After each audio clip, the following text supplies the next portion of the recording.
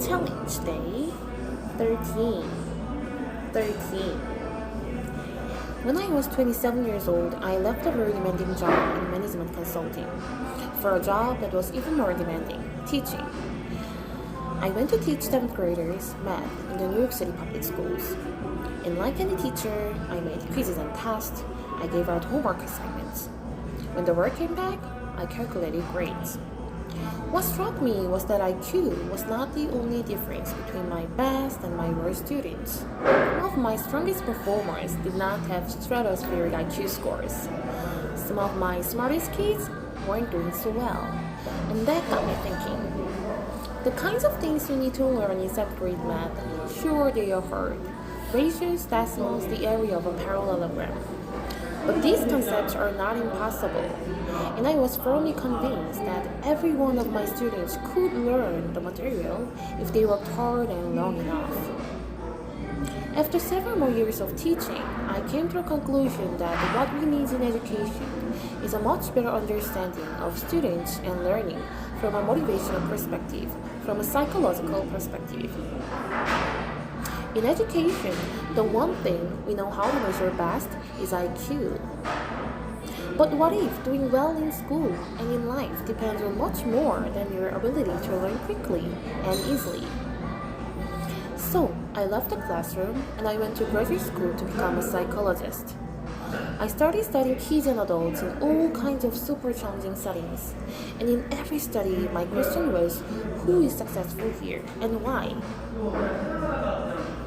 My research team and I went to West Point Military Academy. We tried to predict which cadets would stay in military training and which would drop out. We went to the National Spelling Bee and tried to predict which children would advance farthest in competition. We studied rookie teachers working in really tough neighborhoods, asking which teachers are still gonna be here in teaching by the end of the school year.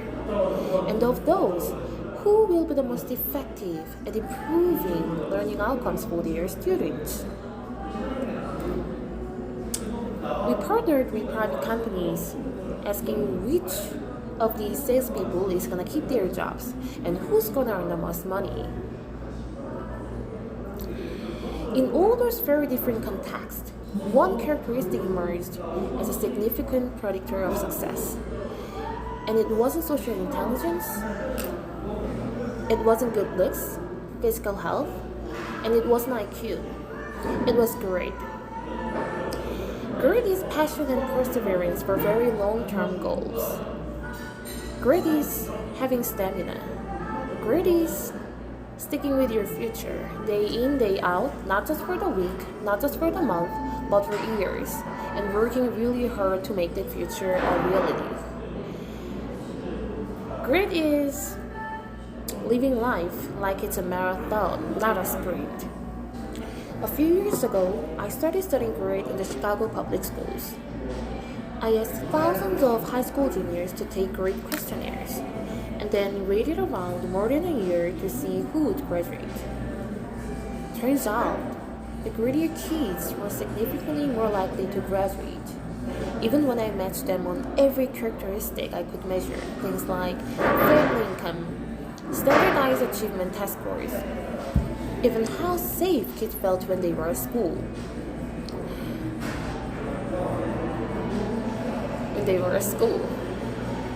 So, it's not just at West Point or the National Spelling Bee that grade matters. It's also in school, especially for kids at risk for dropping out.